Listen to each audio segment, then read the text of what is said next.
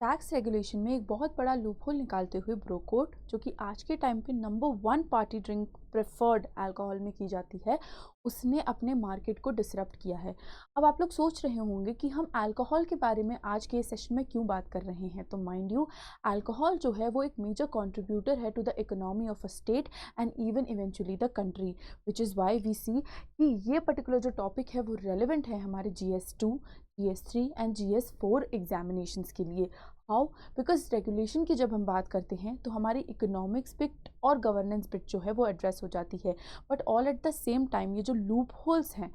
वो केटर करते हैं एथिक्स वाली एस्पेक्ट को, which is why I Nandini I am here at let's crack UPSC CSE to decode this entire situation to all of you, जिससे आप लोग इवेंचुअली समझ पाएँ कि कैसे कंज्यूमर्स को उल्लू बना के और कई सारे जो रेगुलेटरी बोर्ड्स हैं उनमें लूप होल्स फाइंड करके बेसिकली जितनी भी कंपनीज जो फिलहाल थ्राइव कर रही हैं वो एज सच अपने मार्केट शेयर पे पहुंच पाई हैं इन सारे ही लूप होल्स का फ़ायदा उठाते हुए। अगर मैं क्विकली आपको डिस्कस करूं कि ये जो पूरी सिचुएशन है वो क्या है और इस वीडियो में आपको क्या क्या मिलने वाला है, तो जो मेजर क्रक्स है बातों का वो ये है कि हम सबसे पहले डिकोड करेंगे कि अल्कोहल वेरिएंट्स पे जो है डिस्कशन इतना मस्ट क्यों है, क्यों ये इतना बड़ा कंसर्न हो गया कि वाइन पे कितना टैक्सेशन है, बियर पे कितना टैक्सेशन है, उससे हम रिलेट करके इस पर्टिकुलर पॉइंट को पढ़ने की कोशिश करेंगे। तो हमारी एग्ज़ाम रेलेवेंस है वो हमारी टैक्सेशन और कंज्यूमर लॉज के वाया आती है, जिसकी वजह से हम इस पर्टिकुलर पॉइंट को भी डिकोड करेंगे। ये जो पूरा मुद्दा है उसको हम डिस्कस करेंगे and towards the end we will try to keep a practice question for all of you. अगर मैं आपको बताऊं कि ये जो पूरा डिस्कशन है वो कैसे लाइमलाइट में आया, तो वो कुछ इस प्रकार से आया कि रिसेंटली एक जो क्रिएटर है उसने अपने लिंक्डइन, इंस्टाग्राम और कई सारे सोशल मीडिया अकाउंट पे पोस्ट किया कि जो ब्रोकोड है it is not a beer, rather it is a very strong drink, it is a very strong alcohol that is a wine. And वो क्लेम करते हैं कि वो बियर सेल कर रहे हैं, but all at the same time it is not something that is being talked about, कि उन्होंने काफ़ी स्मार्टली झूठ बोला है और अपनी पैकेजिंग पे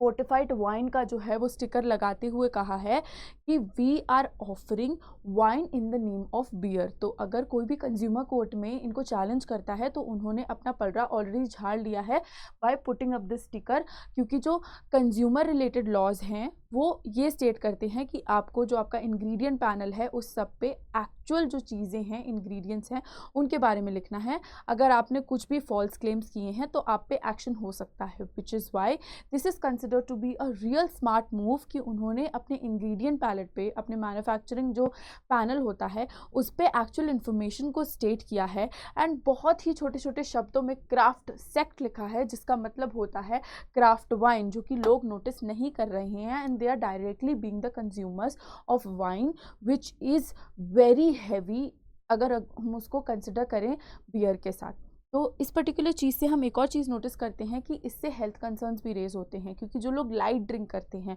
उनके लिए again this would be considered as something जो एकदम से काफ़ी ज़्यादा एक हायर नॉच पे जाके अटैक करेगा एंड देन अगेन हो सकता है कि जो इंसान है जो भी कंज्यूम कर रहा है उसको इन फ्यूचर हेल्थ रिस्क हो एंड फिर इंटॉक्सिकेशन भी ज़्यादा हो ही रहा है, जिससे central nervous system anyway disturb होता ही होता है, जिसकी वजह से ये जो डिबेट है वो स्पार्क हुई। अगर हम बात करें क्राफ्ट सेट की तो वो 15% अल्कोहल जो है अपने अंदर रखता है, which is nothing but 3 times more stronger than regular beer, which is why जो हम ये पूरी वार्ता कर रहे हैं आज वो एज सच हमारे एम्बिट ऑफ डिबेट में आती है। क्या ये एक स्मार्ट लाई है? I would say no. You tell me what is your point of view, क्योंकि आप अगर किसी की हेल्थ के साथ खेल रहे हैं इन the name of money by disrupting the market, आप ये सारे रेगुलेशंस में लूप होल्स बनाने की कोशिश कर रहे हैं, तो I think this is nothing but mistrust एक तरीके से आप डेवलप कर रहे हैं मार्केट में for a longer period of time, because कब तक आप चीज़ें छुपाएंगे,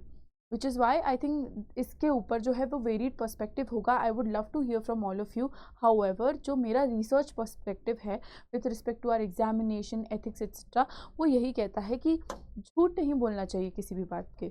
आगे की सिचुएशन को डिकोड करने से पहले मैं आपको बताना चाहती हूँ कि अनअकैडमी जो है वो कई सारे ऑफर्स आपके लिए लेके आया है, जिसमें सबसे पहला जो है वो है फ्लैट 50% ऑफ का, जो कि आपको एक लिमिटेड टाइम ड्यूरेशन के लिए मिल रहा है और इसके साथ साथ ही आपको 6 मंथ्स का एक्सटेंशन भी मिल रहा है। आपका जो नया बैच है इंग्लिश का वो 13 फरवरी से स्टार्ट होने वाला है, तो मेक श्योर आपकी जल्दी से जल्दी प्लेटफॉर्म पे जाएं एंड आप इस पर्टिकुलर बैच में एनरोल कर जाएं। उसी के साथ साथ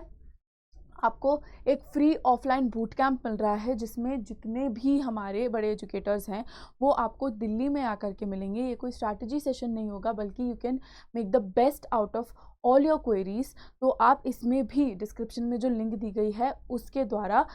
सबमिट कर सकते हैं, रजिस्टर कर सकते हैं एंड इवेंचुअली जो है अनअकैडमी प्रीलिम्स टेस्ट का भी पार्ट बन सकते हैं, जिससे कि आप समझ पाएँ कि आपकी जो तैयारी है वो एक्चुअल में कितनी है। ये टेस्ट 9 फरवरी को कंडक्ट किया जा रहा है। 2:30 बजे से 4:30 बजे तक आपका सीसैट का टेस्ट होगा। सुबह 9:30 से 11 साढ़े 11 बजे तक आपका जीएस का टेस्ट होगा। तो आप क्विकली जाइए और इस टेस्ट में एनरोल ज़रूर कीजिए क्योंकि ये है test specifically curated for all of you learners. उसी के साथ साथ हमारा प्रीलिम्स का जो अभी प्रीलिम सक्सेस प्रोग्राम चल रहा है वो भी लाइव है। तो जितने भी बच्चे 2025 के लिए टारगेट कर रहे हैं ऑफ कोर्स उनके लिए एक बहुत ही अच्छी अपॉर्चुनिटी है क्योंकि जो बैच है वो कल लाइव हो जाएगा। तो मेक श्योर कि आप आज ही के आज एक डिसीजन ले लें जिससे कि आपका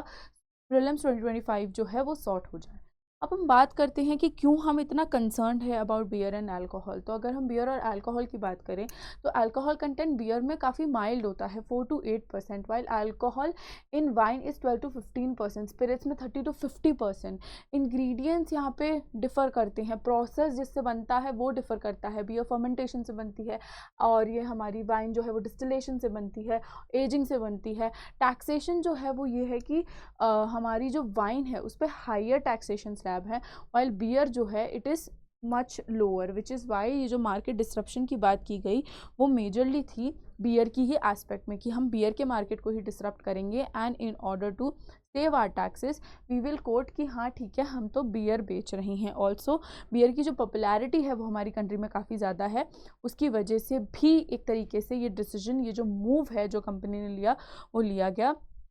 हाउएवर कंज्यूमर का जो परसेप्शन है और हेल्थ का जो इम्पैक्ट है वो काफ़ी ज़्यादा इम्पैक्टेड एरिया है जो कि ग्रे एरिया के अंदर भी आता है, but all at the same time अगर यहाँ पे क्लैरिटी मिलती है तो क्विकली जो है वो स्विच आपको देखने को मिलेगा। जैसे कि आज हम बात कर रहे हैं एज टू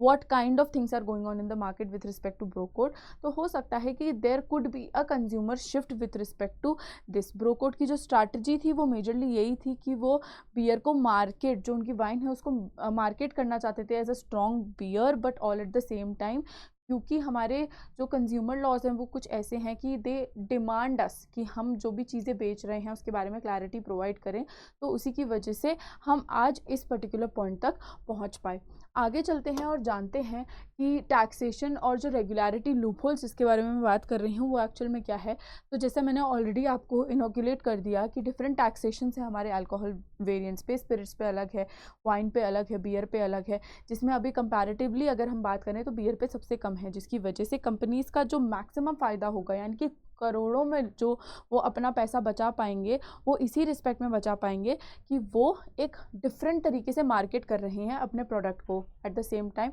रेगुलेटरी आर्बिट्राज भी है कि आप देखेंगे हर स्टेट का जो है वो अपना अलग स्टेट का सेस है, अलग ड्यूटी है एंड एक स्टैंडर्डाइजेशन नहीं है, जिसकी वजह से again it's the problem. Then GST and state excise laws have a role to play and इसका फिस्कल इम्पैक्ट भी हमको देखने को मिलेगा कि हो सकता है गवर्नमेंट का काफ़ी ज़्यादा भारी नुकसान हो जाए अगर ऐसी ही जो चीज़ें हैं वो फॉल्स तरीके से बेची जाने लगी मार्केट में। एंड ऐसे ही अगर लूप होल्स फाइंड आउट करते रहे time and again various companies, तो वो दिन दूर नहीं है कि हमें जो एसेंशियल कमोडिटीज़ हैं जैसे कि हमारे food items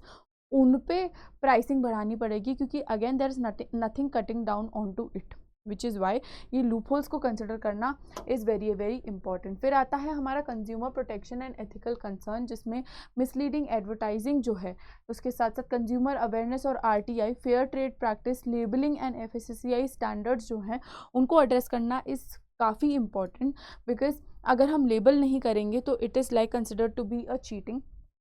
other than which अगर हम बात नहीं करेंगे कि यहाँ पे हम जो प्रोडक्ट है उसको कैसे मार्केट कर रहे हैं, अगर एक फॉल्स तरीके से मार्केट करते हैं तो we will be liable for fines और even imprisonment for certain time. Then again laws ही इतने ज़्यादा स्ट्रिक्ट और स्ट्रिंजेंट हैं कि ये सारी एस्पेक्ट को अगर हम लोग एड्रेस नहीं करते हैं तो हम एथिकली एक गलत रास्ते पे जा रहे हैं, which is Y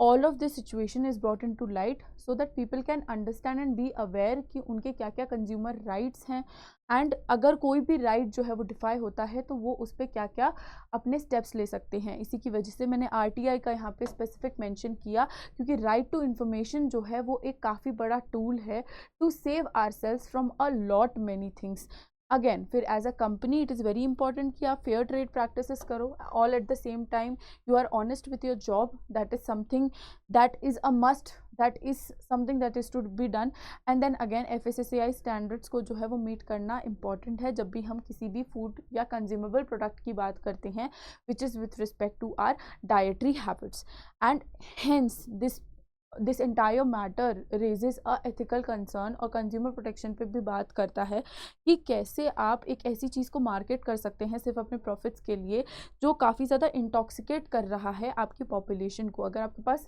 eight a later period of time consumers ही नहीं होंगे तो आप अपना प्रोडक्ट बेचेंगे किसको?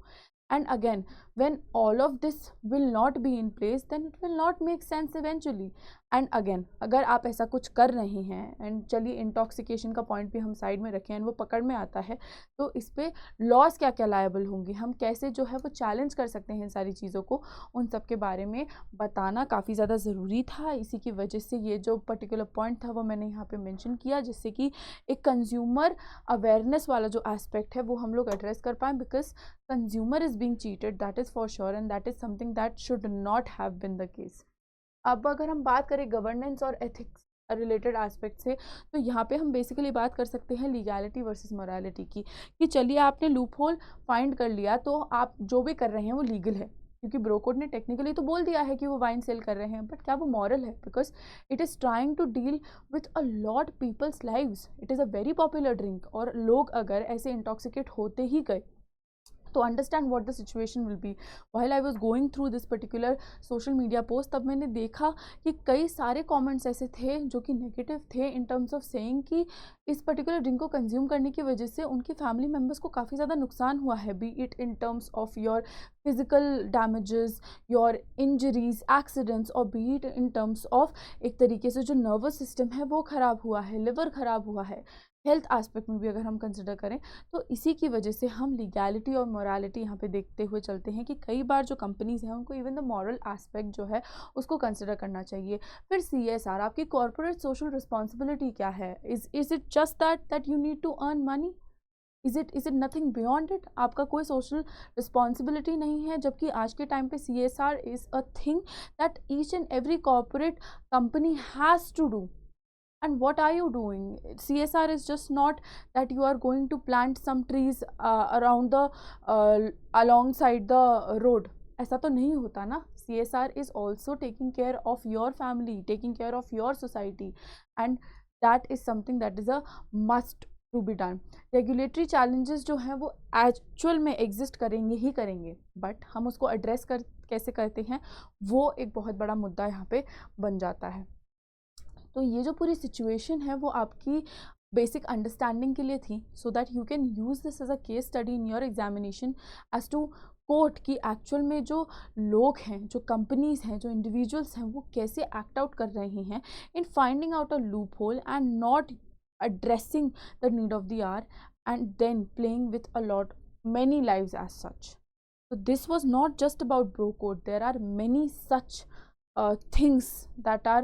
consumables and yet उनके नाम के द्वारा जो है वो चीटिंग की जा रही है, एंड इनमें नेस्ले, पतंजलि, ये सारी कंपनीज इन्वॉल्व हैं अगर आप नोटिस करें तो। एंड इसी इन्वॉल्वमेंट की वजह से हम देख सकते हैं कि कई सारे जो लोग हैं उनकी लाइफ मेजरली एट स्टेक है, and hence this is the need of the hour that we need to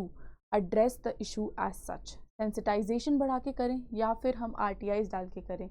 this is something that needs to be addressed, and hence we got it for you on Let's Crack UPSC CSE. If you like this content, then please do like, share, comment and subscribe to our channel Let's Crack UPSC CSE. and platform पे कोई भी आपको purchase अगर करनी है तो आप use कर सकते हैं मेरा code NST Live, and at the and अगर आपको मुझसे जुड़ना है तो मैं आपको बताना चाहूँगी कि ये मेरे टेलीग्राम चैनल की लिंक है, आप इसको स्कैन कर सकते हैं और आपको रीडायरेक्ट हो जाएगा सीधे सीधे मेरे चैनल पे। वहाँ पे आपको सारी major updates with respect to courses plus platform current affairs सब मिलता रहता है, जो भी आपकी एग्ज़ाम की रेलेवेंस के मुताबिक सबसे ज़्यादा सटीक है। तो इसी के साथ मैं नंदिनी आज के लिए आप सबसे आज्ञा चाहती हूँ। Thank you so very much for watching.